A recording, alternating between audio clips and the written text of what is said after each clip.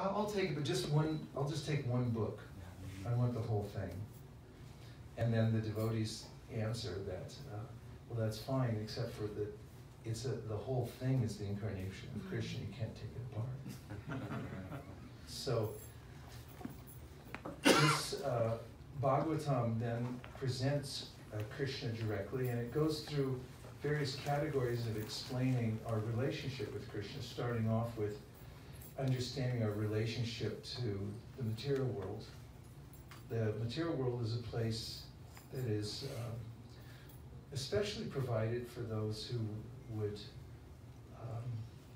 like a separate facility from the spiritual world. So Krishna offers that facility in order to give free will to the living entity. But the Bhagavatam explains that any kind of anxiety one's feeling or fear comes from the fact that I've forgotten my original relationship with Krishna.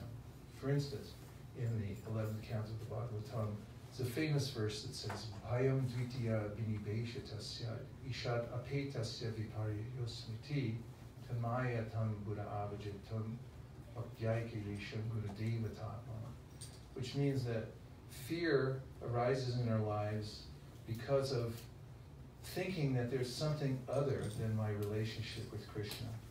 Especially I think I'm this material body. And as soon as I think I'm this body, then I'm faced with the prospect of non-existence. Prabhupada puts it in the introduction to the Bhagavad Gita as we're being stalked by the tigress of nescience who at any time can attack us, and we'll be, in our minds, if I'm attached to this body, extinguished. So then getting to the 10th canto, the teacher of the Bhagavatam, Shukadeva Goswami, is helping to orient his student and helping him to understand that you're not really part of this world. Your ultimate goal is to go to the spiritual world. He explains in various ways how even in the best of circumstances in this world, one can't find a position of complete alignment because we don't belong here and so forth. Lots of details about that to convince us. And then it leads up to the 10th canto of Srimad Bhagavatam. So the idea is after you've gone through 9 cantos of the Srimad Bhagavatam, you'll be prepared to hear about Krishna's appearance on the earth and not assume that it's an ordinary appearance or that he's an ordinary person. And then Shukadeva tells about Krishna's birth and his pastimes. So it's in that context that he's talking about Krishna appearing in the world. And so this Janmashtami and the celebration that we had brought me back to this place and remembering how through living the life of the Bhagavatam means always being connected to Krishna. No matter what space we're in, it will always be very beautiful and happy. And also, when you attend to your practice of Krishna consciousness, then Krishna naturally makes arrangements for you. And as a community, as you go on serving Krishna to the best of your ability together, he'll also provide facilities for you to increase and to do more service and invite more people into this space. So I see in this Austin ISKCON community the same bright faces that I saw at ISKCON Silicon Valley many years ago, that Krishna has put is a great hope, not just for Austin, but for the whole world, because although there's a lot of industry going on here in Austin around the world, when we went by a certain company, I won't mention the name today, but I said, wow, that's a big company. And we noted there were a lot of people in the parking lot and they're doing a lot. I said, you know, what are they doing in there? And she said, nothing really. And that, I mean, in one sense, if you look at it, you could say that, you know, from spiritual perspective that we're just passing through this world and the ultimate goal of life is to attain love of Krishna. That could be a well-aligned statement, really nothing's going on there. And here, although somebody else might say, from a big corporation drive by and say, this is nothing. But on the other hand, this is the real substance. This is what's really significant. It's really important to attend to the worship of Krishna and to use one's human life to elevate oneself to the platform of Krishna consciousness. Everything good comes from that. I offer my respectful obeisances to His Divine Grace, A.C. Bhaktivedanta Swami Prabhupada, and to all of you, because you are Vaishnavas, and therefore you are the most worshipable in all the three worlds. Hare Krishna. So now with that preamble, I think I used up at least a quarter of my time. I'm just going to make sure this is not on mute.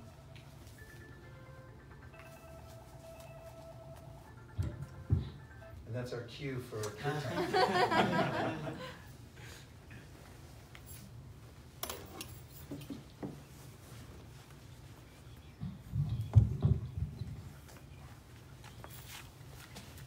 Aha. Is this the harmonious I heard about? Definitely not good things. Namo Vishnu Padaya Krishna Preshaya Bhutale Sri Bhakti Vedanta Swami Niti Namine Namo Krishna Preshaya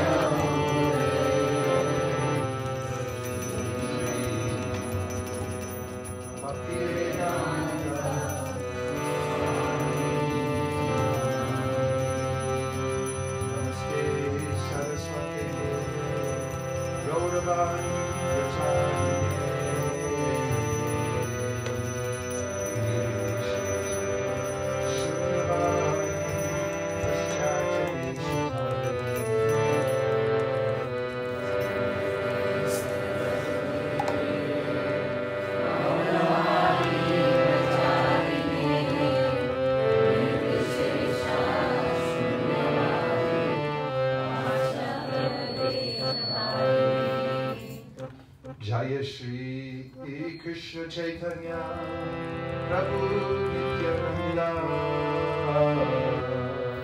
Shri Advaita Radha Shivasari Gaura Bhakta Jaya Shri Krishna Chaitanya Prabhu Nityananda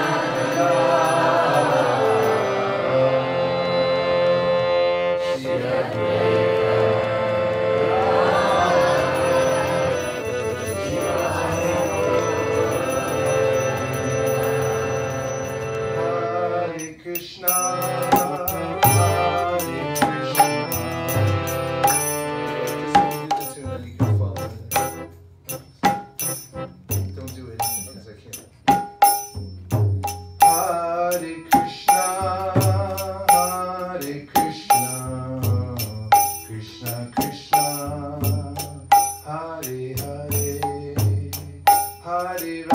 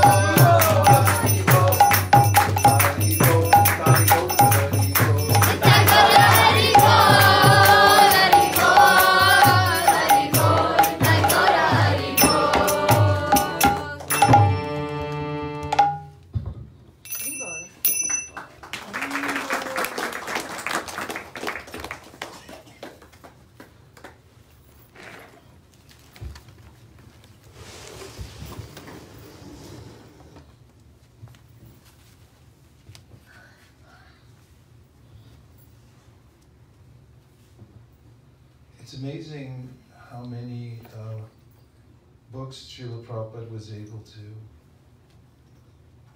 publish before he left. It was just within a short amount of time. When he first came to America, he had the Easy Journey to Other Planets. He had a manuscript for the Bhagavad Gita, and he also had the first canto of the Srimad Bhagavatam in 3 volumes. And actually, when I was writing my book and doing research, I was interviewing a lot of devotees. One of the devotees I was interviewing was Brahmananda Prabhu, one of Prabhupada's first disciples, if not the first disciple that he had. And Brahmananda Prabhu was telling me that the first canto of the Bhagavatam that you have all seen, it's the cover is brown. Actually, originally there was a dust cover on it. It was very beautifully illustrated with the spiritual planets on it. The original Bhagavatam that Prabhupada brought from India when he came. And when Prabhupada came to America for the first time on the freighter called the Jaladita, it's not a passenger ship, certainly not a luxury liner, he had loaded on the ship crates, not crates, but large boxes, trunks full of these Bhagavatam sets. And he arrived in America, of course. I always wondered where he kept those, because when you're traveling, bringing large trunks with you can be problematic. And Brahmananda let me know that the Scindia Steamship Company that gave him free passage, actually it was the owner of the company, Sumati Murarji, who gave him free passage on that ship, also had some storage area in New York City. And she also provided for that. So he kept the Bhagavatams there until he got established. Brahmananda said he remembered that he and Gargamuni would bind them together with string, which I see a lot of devotees doing nowadays. They're putting together stacks of books. But some of them were missing because Prabhupada had already distributed some. In any case, he said that Prabhupada was watching them tie up these Bhagavatams and was appreciating them, getting them ready for distribution there in New York. But Brahmananda told me also that before Prabhupada had come to America, one of the sets of Bhagavatams, actually he had been going all over India by himself, distributing his books. Bhakti God magazine at first, and then he had the Bhagavatam. He was selling what he called standing orders, which means people would buy the first canto of the Bhagavatam, but Prabhupada then promised him that he would come out with the rest later. And he went all over the place by himself. He went up way into Kashmir even. And there was even a Muslim university there that he sold a set of Bhagavatams to. And later on, I learned this part from some of the devotees from the Bhaktivedanta Library Party who had gone after Prabhupada, and they were amazed at how many places Prabhupada had gone by himself to distribute his books. So one of the places was in Delhi, and it was called the Library of Congress. If you go to Washington, D.C., you'll see a huge building. Have you been there? Oh, we're going to. Library of Congress in Washington, D.C. You've been there? I like that place. Well, we haven't been inside, but I've seen it. You've seen it from the outside. Yeah, it's quite a spectacle. I mean, it goes on for blocks. This is the Library of Congress, and it has branches all over the world. So one of them is in Delhi, and Prabhupada had sold 16 sets of his Bhagavatams to the Library of Congress, and they in turn distributed them to the various other libraries around the world. So before Prabhupada arrived in America, his Bhagavatams already came. And one of them was in the New York Public Library. And Prabhupada went in there and found it in there. It had been directly sent there by the Library of Congress in Delhi due to his own work. We don't know what circuitous route these books take when we distribute them here, there, and everywhere, but they always take some route. Krishna knows. We can only know anecdotally how they're affecting people. In fact, Vijay Prabhu was just putting out a new book, just full of anecdotes of how people have been individually affected by reading his books. But if you then extrapolate and think about what that might do, if you increase that, there's a law in mathematics called the law of large numbers. You know about this, mathematicians? The law says that the more times you perform an experiment that's an accurate experiment, the more you're going to see the actual result. So if you flip a coin twice and it lands heads twice, you can conclusively say that actually it's not a 50-50 chance, right? Say no. Go no. Why? On what basis would you say no? The fact that it landed twice on heads and not heads and tip, and not once heads. Yeah, but I'm just saying, what theory would you put forward? Yes? Experimental probability. I was looking for the law of large numbers. I like your answer too, because that was nice. Just that the law of large numbers says that if you do it 100 times and 1,000 times, then you'll start to see, it'll start coming closer to that actual result. So in a similar way, whether it's analogous or not, I still like the idea. The more you distribute books, the more you're going to actually see the effect, ultimately. If you do it on a small level, it may be harder to see, but the more you increase the volume, the more you'll see it. So Brahmananda told me that was Prabhupada's entertainment. That's the words Brahmananda used. And he was there with Prabhupada personally, just serving him. And he said Prabhupada used to take 3 bus transfers. It means at that time, you'd put some coins in a little box, and they'd give you a transfer slip. That meant you could get on the next bus and the next bus to go where you're going in New York City. And there was Prabhupada by himself, going on several buses to get to that library, to walk in, to see his books in there. And what a victory that was, just that they had penetrated the airspace and made it there. This is indicative of the power of the Srimad Bhagavatam, the transcendental vibration itself.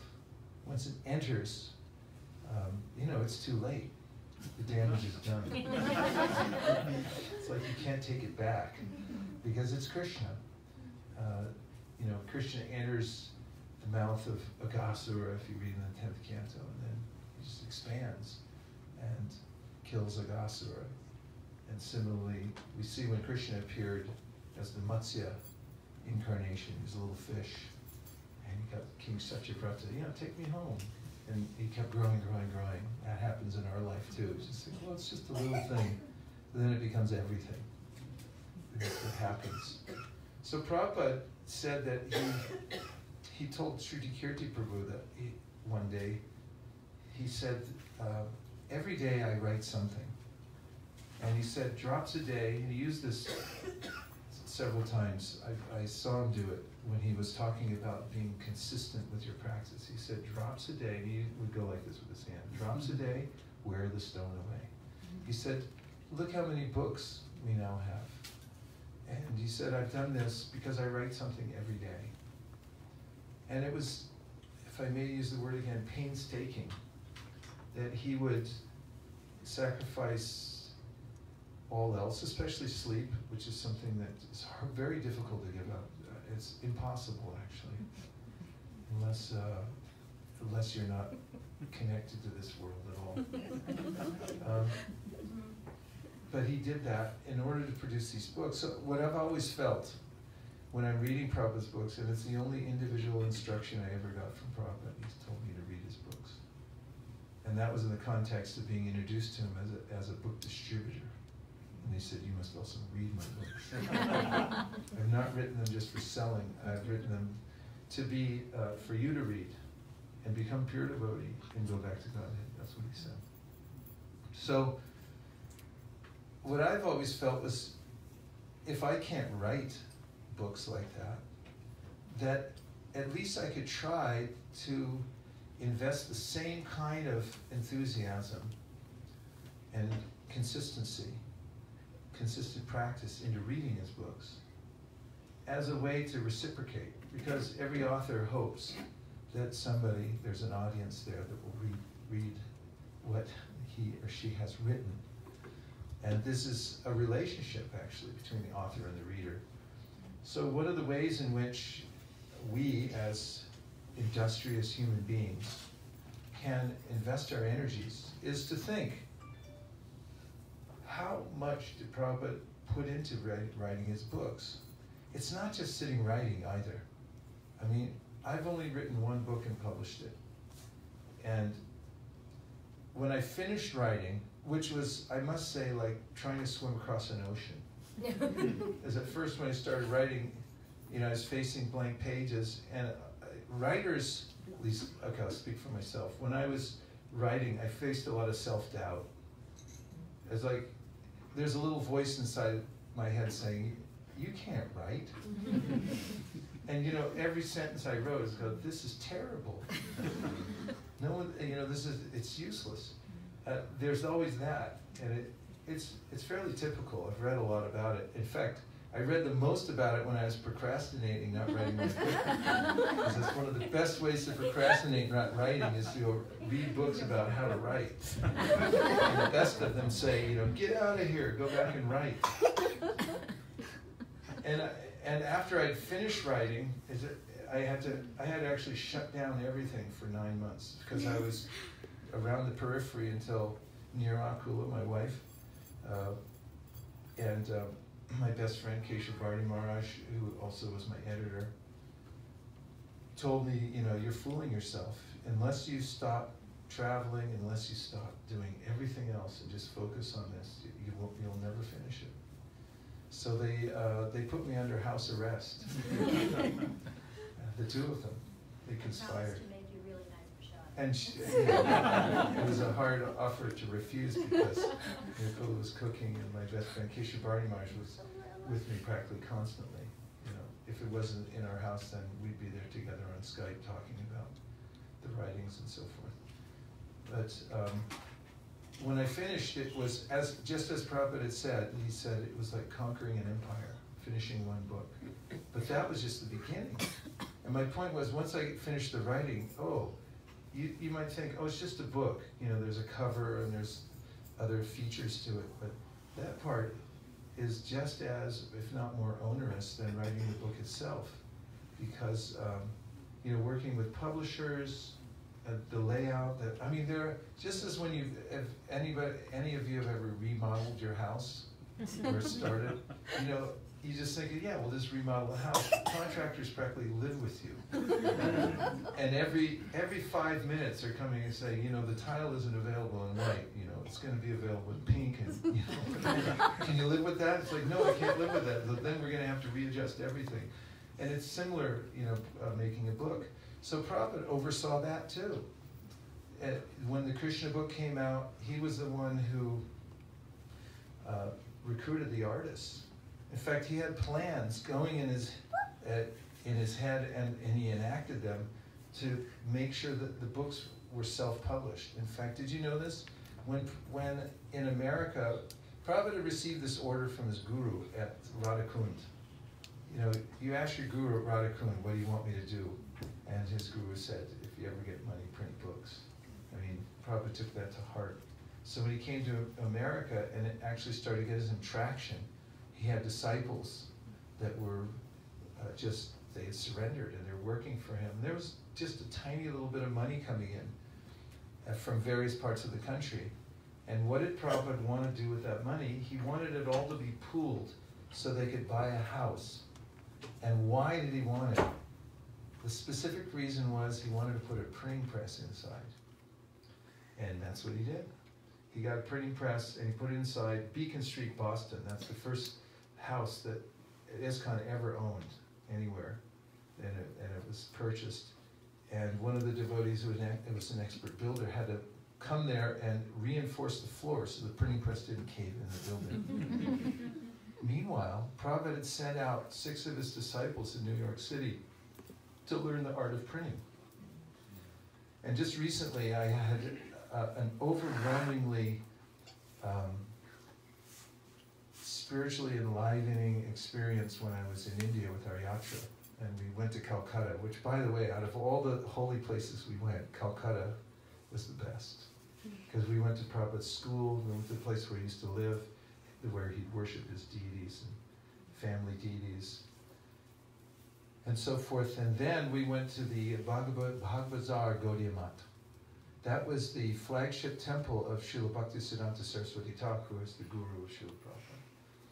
And there, I wanted this particular, I mean, just seeing the place of Srila Bhaktisiddhanta was edifying in the extreme, but then I specifically wanted to see the printing press, because the printing press is something that Srila Bhaktisiddhanta emphasized.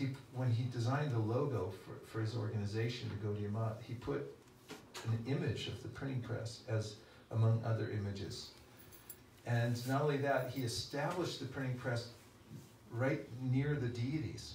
This was to express how this was also Ragmarg, the worship of translated literature and the distribution of literature. It was a very high path of sadhana, and that it was worshipable, the whole process. And so I wasn't anywhere to be seen, but there was a huge door in Bengali. It said that, the printing press had been there. So we had to do a lot of communicating with the devotees who run the math there. And finally, some of our very expert devotees had made friends with some of them who contacted others, and they finally called the right person, who said that I'll show you the printing press, but only a couple of you can come. And she had to, she told them that I was a disciple of Prabhupada and that I had dedicated my life to just selling his books and so forth. And so, it took a while. It was about an hour before someone came to show us. So what it turns out is they're building a museum, and it's not finished yet. It's right next to the Bhag Bazaar. But I spontaneously offered my obeisances on the ground to the printing press, and I remembered how Prabhupada had done that too when he first saw the printing press in Beacon Street, and he had offered his respectful obeisance to his spiritual master. But that was only half of it. I walked around to the opposite side of the printing press, and it's a beautiful press, actually. But on it I saw that it was made in Cleveland, Ohio. Srila Bhaktisiddhanta Saraswati Thakur had gone to the ends of the earth to invest in technology. That was high technology at the time. To get everything needed in order to broadcast the message of Lord Chaitanya in writing. And so the entire process of printing, that Prabhupada, writing the books, yes, obviously it requires a full investment of one's consciousness to write. And then to get it published, actually. And Prabhupada was doing it single-handedly. Imagine that. And he got his own printing press. It didn't work so well, so he started he went to Dai Nippon in Japan. And then the Krishna book got printed there. So did the TLC. I mean, there's a lot of details. A lot of it's in my book. I couldn't include all of it because it wasn't about just a comprehensive history. It was meant to give some clear indication about the importance of doing this work. So, anyway, in the last few paragraphs, I was just trying to illustrate how dedicated Prabhupada was to writing and getting it out there to the people. But he also wanted everyone to read the book. So we can invest as much energy, or at least some of our energy every day, to read these books. And when you look at all the volumes of the Bhagavatam, you might think that's a lot to read. And it's easy enough to just put it off for one day, isn't it? Yes. Is it possible? Yes. You could put off your reading for one day because you have a lot of other things to do? Yes. Please say yes. Yes. Yes. Thank you. Is it possible to do it for 2 days? Yes. Yes. How about a week? Yes. Yes. How about 1 month? What is your name? Rishi? Jishnu. I like that name. No, Is it's it- Rishi. is It it- was Rishi. This It was is Rishi. Vishnu. No, that's Rishi. Jishnu, Yeah. Rishi, Ishu. and Ishu. Isha. Isha.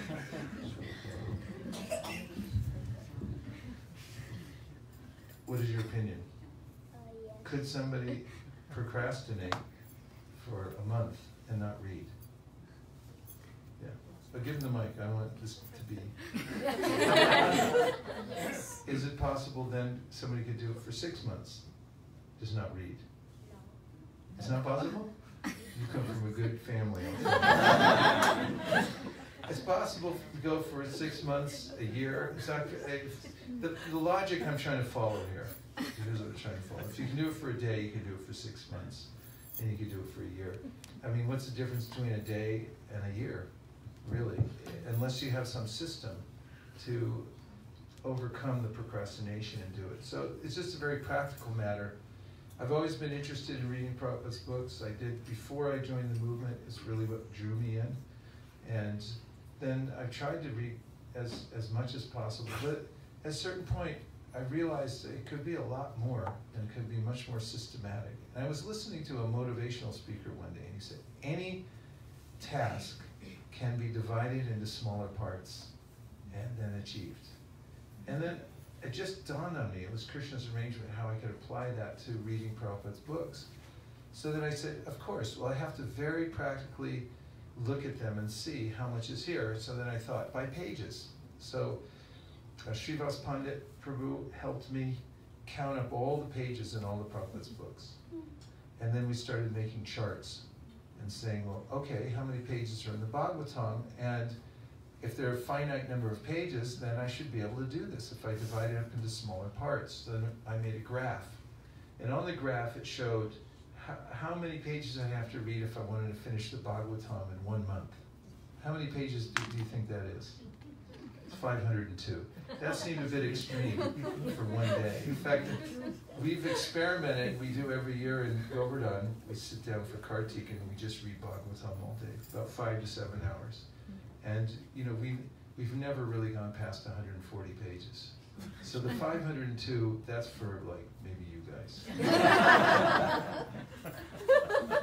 But then when you start looking at other scenarios, like how could you do it in 9 months? Could you do it in a year? Could you read the Bhagavatam in a year? What would that feel like if you finished the Bhagavatam in a year? Okay, maybe you're busy in your life right now. How about 5 years? I mean, you're still going to be 5 years older in 5 years anyway.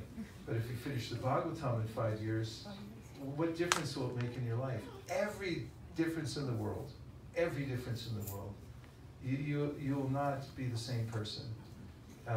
Spiritually, you'll evolve very quickly if you apply yourself to it. So then we said, okay, what does it take? You know, for 1 year, it's 41 pages. It's very practical, you know. And then how would you read 41 pages? You go down to the Office Depot and you get those little stickers and you write 41 on one of those. You know those stickers you can put in and take out if you're reading from a book? And you just write 41 on it. And then you count 41 pages, you put it in there, you get a do not disturb sign while you're at it. And just say, you know, when I finish this, then I can move on to other things. Otherwise, until then, you know, everything, I'm dead to the world. Don't even talk to me.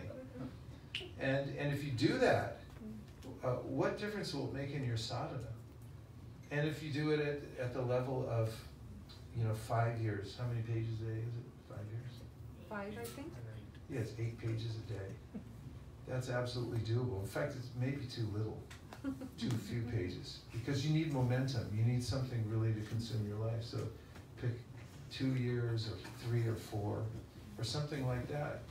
And make a big deal out of it, because if you do, then it will drive a wedge into the various calcified anxieties in your life, and it will break them up and open for you a new life.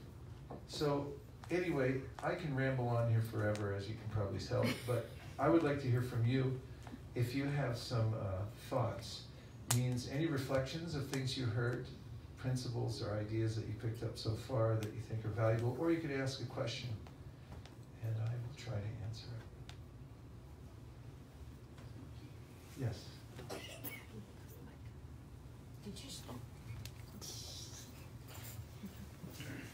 You're Jishin. That's right. It's a cool Guru name. Maharaj, earlier you had mentioned how in the beginning, the early days in ISV, bystanders would walk by and they would be like, whoa, or they would be startled. How do we have that renewed, startled feeling, that fresh feeling every day? Well, you know, actually even more than that, I noticed one day that one of our devotees who had been introduced to Sankirtan, as we started at ISV in a small way, a simple way, by a few of us, we only had a few of us going out for book distribution. And when new people would come, we'd introduce them to the idea that this is what the Christian consciousness movement is. It means to go out and meet people and do a good deed by sharing with them the transcendental literature and make friends. And so I saw one of the newcomers who had been in our organization just a few weeks, and he had been on Sankirtan, and he had such an exhilarating experience that we were sitting in the Bhagavad Gita class in the evening one day, which was only one day a week. It was every Wednesday we'd have. Because in a householder community, you can't expect everybody to be there every day for Mangal Artik and everything, and every single class. You have to organize in such a way that everyone can stay close enough to at least the 5 most important limbs of the 64 of Bhakti so that they can make advancement. So anyway, I was watching as I was giving class, and this new person saw somebody look in and have that startled look, like, what is this? And try to read one of the pamphlets we have attached to in a little container outside the door. And then they started to walk off, and nobody prompted this person, but he jumped up and ran out with the book, you know, and met him in the other person in the parking lot, because he didn't want to let him get away. I mean, in a way that, like, this is so good, I have to share it. And I saw it was spontaneous. And Prabhupada said to Karandar Prabhu, who was one of the earlier successful managers in ISKCON, he was a very bright person. Prabhupada liked him very much. He said, as far as management goes, you should, as a manager, create an environment in which the devotees do service that's individual, spontaneous, and voluntary. Everyone say. Individual, spontaneous, voluntary. And then he also said, you should always create a fresh challenge, so that they'll want to rise up and meet it. That's the duty of a manager, to do that kind of, or a leader-manager, to create that kind of environment for people.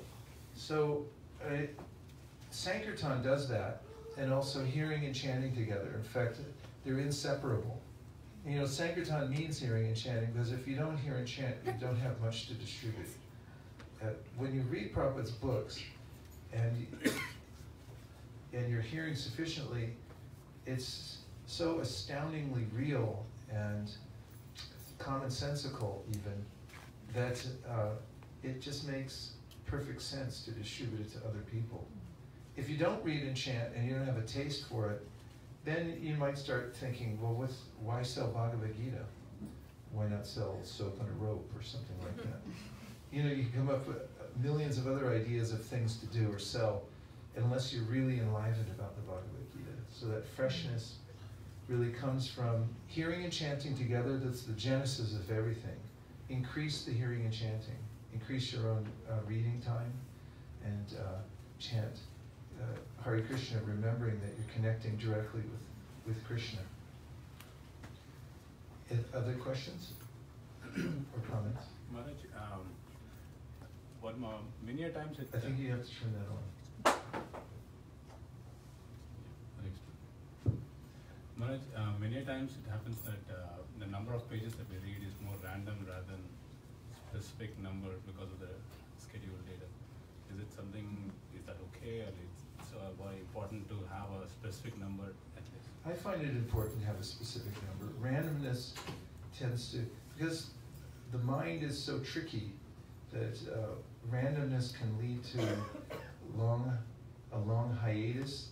I may think, oh, that wasn't very much, but then actually you look down and go, hey, I'm already elderly and I forgot to practice Krishna consciousness. Really, it happens. You know, if you're systematic about, this is called Sankhya Purvaka, as it's mentioned by Srinivasa Acharya in his poem about the six Goswamis, Sankhya Purvaka Nama Gana Natibi Kala Sani Kritao. He's saying that they showed the example of how to practice sadhana. And it's to count it. Sankhya means to count. Count it. In fact, that's what the meaning is. They counted everything they did. They counted how many times they chanted. If you see somebody walk in here with a bead bag, but it doesn't have counter beads, what do you think? CIA. Because there's like there's a devotee with a bead bag with no counter beads.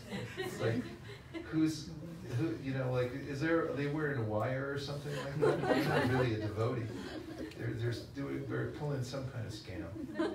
I mean, it just makes sense. You have a bead bag, you put counter beads. So if you have books, why wouldn't you count it?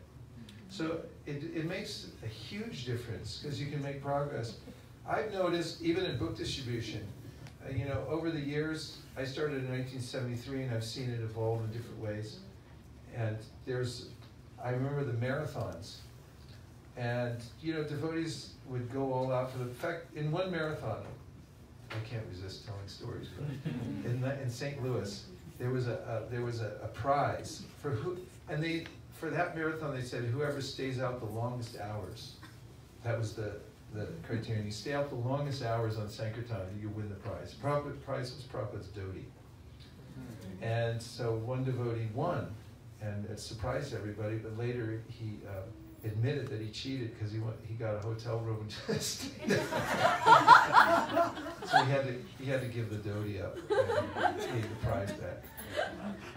And the point I bring that up is not just because it's humorous, but also because I saw in marathons, devotees would kill themselves practically, and then they'd take the next 3 months off. And I always just stayed steady, and you know, I did whatever I was doing anyway because I figured my life was like kind of like a marathon anyhow. And then you know, I just stayed steady through the marathon. I didn't, you know, overexert myself. Sorry for anybody who worships the marathon, but I mean, I do too. But at the same time, I saw, and I calculated with my Sankirtan leader, Suradas, where he said, your scores are better because you went into January, February, March, and you kept going. Everybody else just dropped it. You know, they slept for 3 months. And so the steadiness in anything you do, any service, if you figure out how to stay yukta or balanced. In fact, devotional service itself, you know, it's not measured by how you do in 5 years or 10 years. We really look at the lifetime portfolio. How did you do all the way to the end? That's what really counts. And how did you do at the end also? I mean, a really successful human life means like you invest at a level that you can actually do, but you do it consistently. In fact, I feel consistency is king because first of all, you can't fake it. You can remain consistent when you have a certain amount of devotional determination in your heart, and that's a rare commodity. Otherwise, you're all over the place. But to stay steady and show up for your service no matter what, and it doesn't matter how grand it is, but if you're steady, that has an impact like anything. Like Prabhupada said, drops a day wear the stone away. That's why we don't do sadhana every other day. It's too long of a gap. It really is, because there's a way in which the material world is so, the modes are so relentless. Joshua Hebbets, famous violinist. Where is she? Here's another violinist. Right? You know Joshua Hebbets? Famous violinist. People come from all over the world to listen to this violinist play. I mean, it's sheer genius and just moving. And so he said once that if I don't practice one day, I notice it. He said if I don't practice 2 days, my teacher notices it. He said if I don't practice 3 days, the whole world notices it. And similarly in sadhana, you'll notice it if you don't practice 1 day. If you don't practice 2 days, then your mentors will start noticing. And if you don't practice 3, it becomes obvious. You know, that you put out a different vibration. Just like somebody eats garlic and they come into a room that people where they don't eat garlic, and all of a sudden everyone turns around. Where you been? You know, what's wrong with you? And it's very subtle, but it's true. So, you know, of all the different kinds of practices, if you can lock in the Bhagavatam as one of the parts of your reading, or any of Prabhupada's books, especially Bhagavatam, and Chaitanya Charitamrita, Bhagavad Gita, Nectar Devotion. If you have a system, you know, the system is so tight that if I wake you up at 1 o'clock in the morning, and I say, when are you going to finish the Bhagavatam? And you're able to tell me, I guarantee you, if you have that much precision in the way you've designed your reading, that every day when you wake up, you'll feel an extra impetus in your life because you're going somewhere. That's real happiness, actually. Happiness comes from having the right goal and having intensity for it. It's not just having the right goal. So a lot of people have good goals, but intensity. Devotional service is about intensity. That's what makes us happy as living entities. We don't like mediocre life. But if you're not intense about reading Bhagavatam, then you'll have to be intense about something else. That's why people go to baseball games.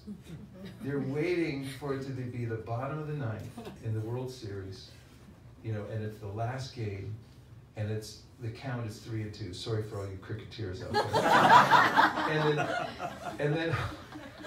and you know, it's the last pitch comes in, and the ball, and you watch it going over the fence, and you know the crowd goes wild, and it's like they put their life into practicing throughout their childhood to get on that, you know, get up to bat for that. And the people too, they've been, you know, waiting for this for years. And you know, the emotion, the intensity comes out. That's what makes us happy, is to live in intensity. So you can do that in devotional service.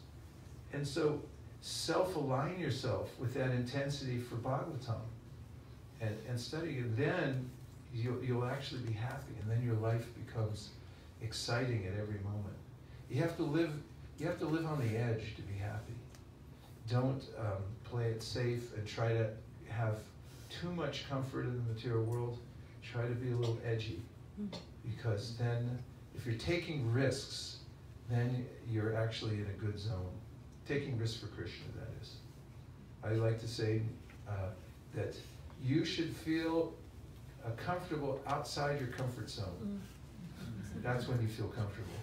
And when you get in your comfort zone, you should start feeling a little uncomfortable. It's like, I don't feel so good right now. I know I'm in my comfort zone. Let me get out of it.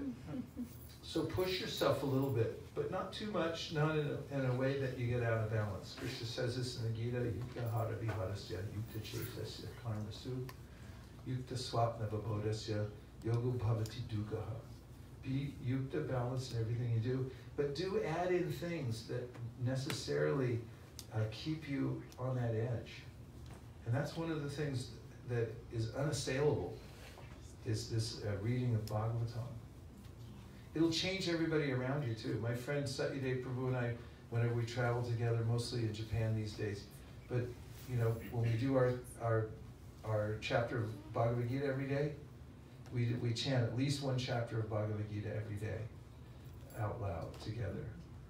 And you know, I would just remember times years ago, we'd get into the ashram, we'd get our bags put away, and then we'd sit down, we'd do our chat, and then, you know, everybody else in the ashram would come in, what are you all doing? You know, can we listen too?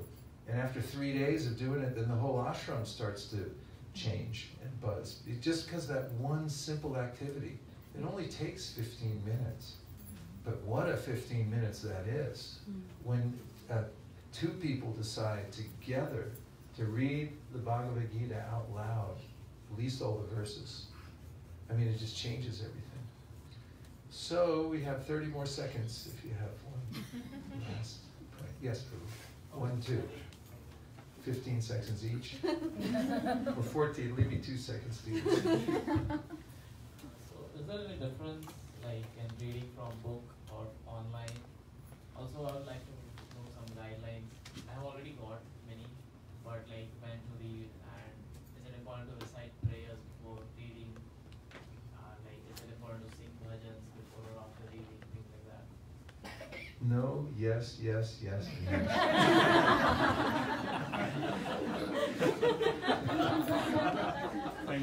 If you remember all your questions, you can line them up later. Prabhu.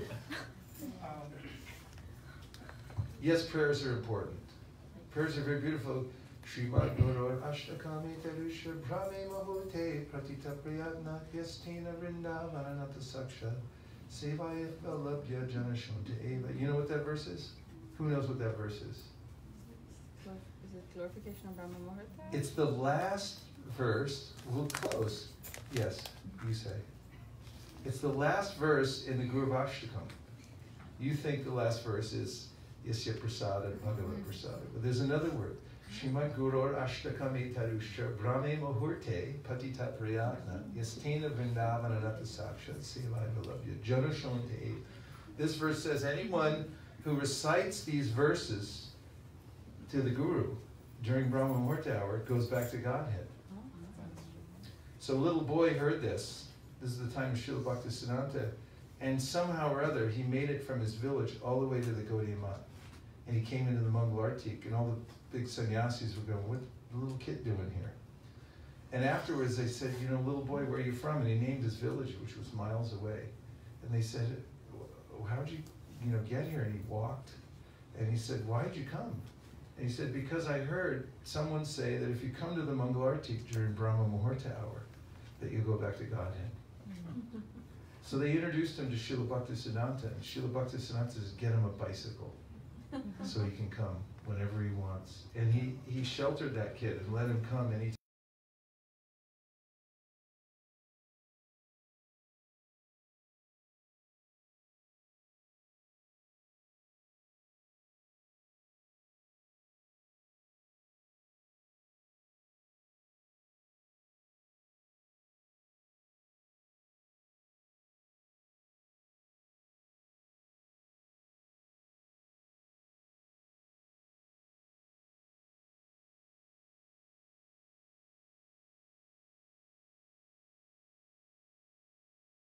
This diet, they're very careful about their diet. They have very beautiful bodies. It's a verse from one of the Puranas, and it's in another context. But Prabhupada uses it in his purport to say, unless the members of the Krishna consciousness movement read all the books published, he said, then they'll become anemic, and they'll fall away from the process of Krishna consciousness. And I know this to be true, this diet thing from when I was in 3rd grade. We had a science fair. And my friend in school, Ricky Masano, he did a science project. He was a skinny guy, and he looked very unhealthy. He was so skinny. People used to tease him all the time. So he got 2 white laboratory rats, you know the kind, and he put them in 2 separate cages. And one of the rats he fed all the best kind of food possible, and the other he gave him what he used to eat, which was white bread.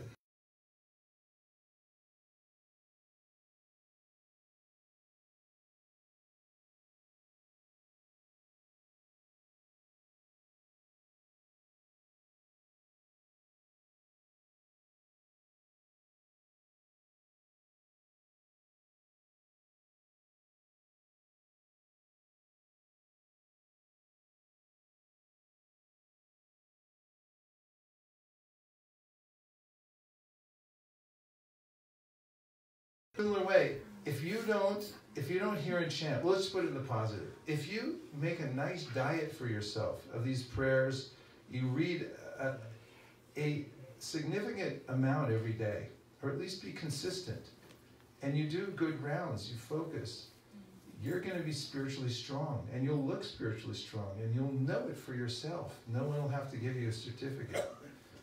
And similarly, if you don't, then really after some time you get skinny. People look at you and go like, what happened to you?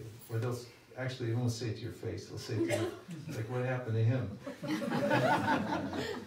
And that's what happens. So make a good diet. If you read online, digital's okay, in book form, whatever gets you there is what really counts. Whatever way you can find your rhythm and actually do it consistently. We really should end, so we'll take one more.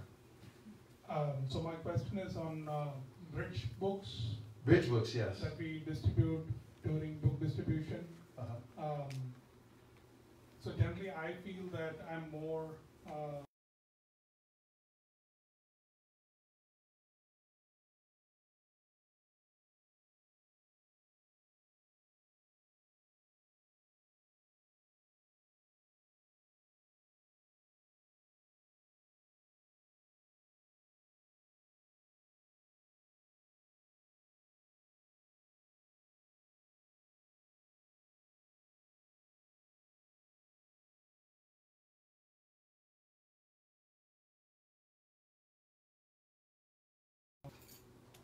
or should we have a round of books showing to the people, or is it just have Bhagavad Gita, and if they don't like it, just point them to the other?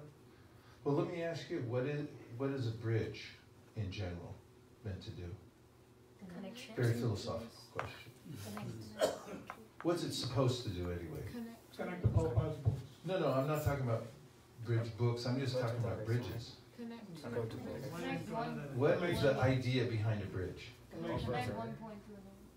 Yeah, more practical than even that. You're still being to the philosophical. other side. Okay, you tell me, Jushin. To go to the other side. Yeah, go to the other side. Go one point to the other point. So, I mean, the idea behind bridge books, and any bridge book author would be, like, I'm going to get people to come from here to here. Right? I mean, that's the idea. When we say bridge books, they're not, they're meant to bring people closer to read Prabhupada's books. That's the idea. So, for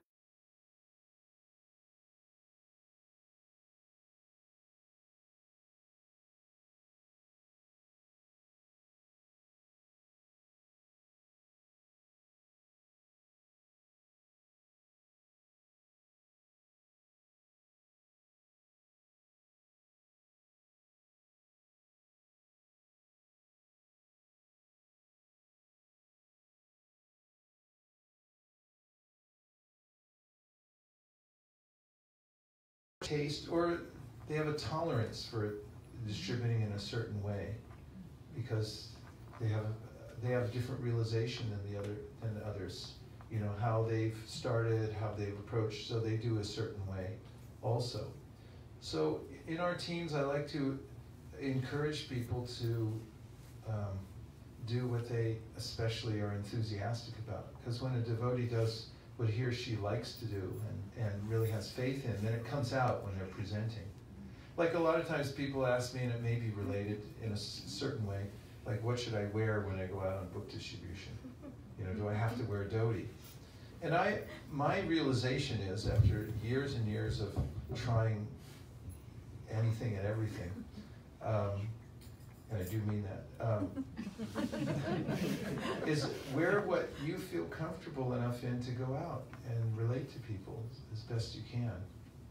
Having said that, we promote Prabhupada's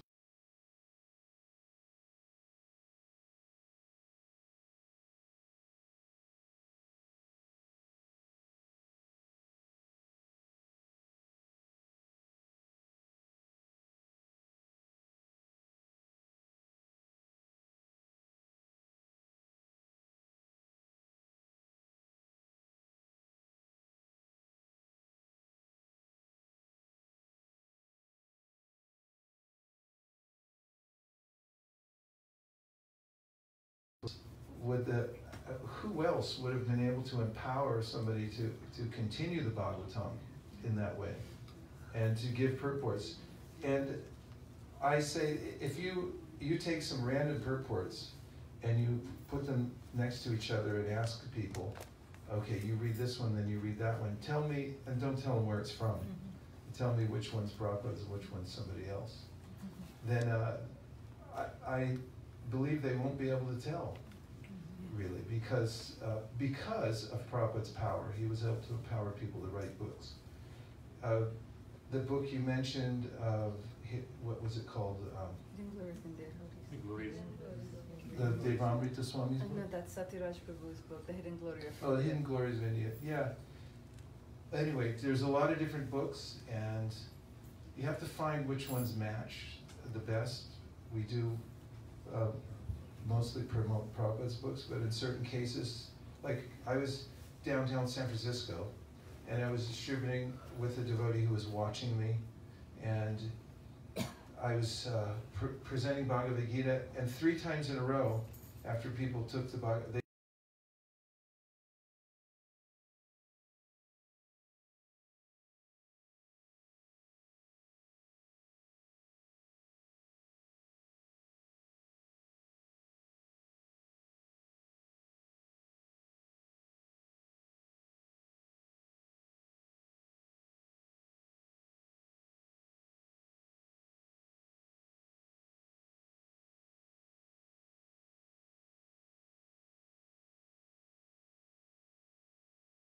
bridging towards getting people to take the Bhagavatam and the Bhagavad Gita and bringing them to Prabhupada's teachings.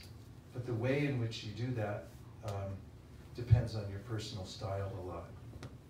However, there are some mandates I know that Vijay tried to make. I don't know if everyone follows them, but there's some percentage. This many Prabhupada books and that many. But if devotees are really together in an organization, in a team, and they're reading together a lot, and they're realizing what's in Prabhupada's books, they have no hesitancy at all to present his books to the public. I think it's people get mental sometimes about it, and they'll think people won't understand it or something like that. So thank you very much for coming out here on a rainy Texas evening to this beautiful center, and I love what you've done with the place. The lights, the artwork, everything's so neat and clean.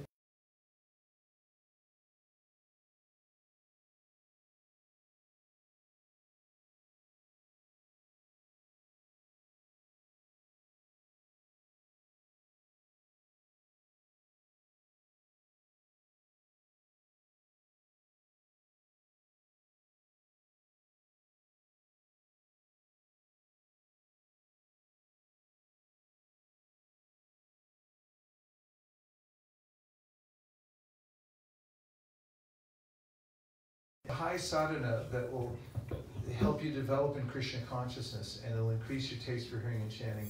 And when kids get involved in distributing books, do you guys go out? Book distribution? I never did, but I know many other people did. My brother did once. Okay, you can go up to Dallas this weekend, we'll go out. When kids go out and learn how to do book distribution, they get an education that you won't get anywhere else in the world. It's better than an MBA. Better than a PhD. They learn how to they learn how to communicate to all kinds of people. They see how the modes of nature work. They get exposed to every kind of culture, going door to door and seeing people. And they also learn how to face rejection, and that's something that some people never learn. The first time that our kids party went out, Kameshwari took them out officially, and they were out going door to door together. And one of the places they went rejected and closed the door, and she could see that.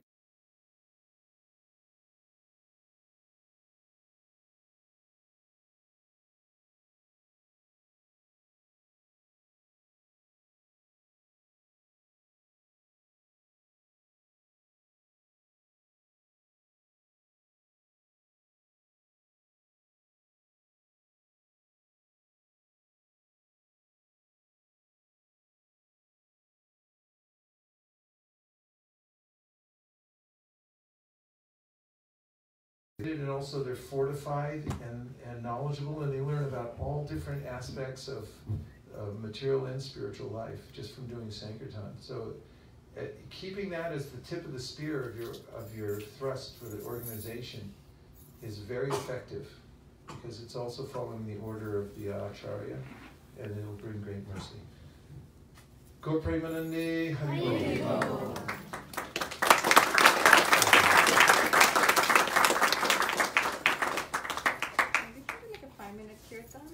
Want a 5-minute kirtan? A devotee's okay with that? Yes.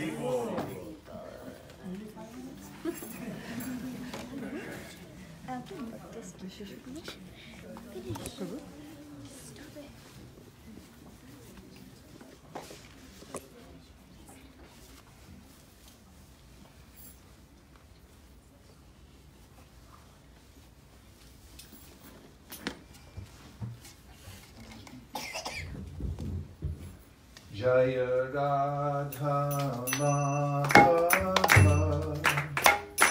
Kunja Bihari.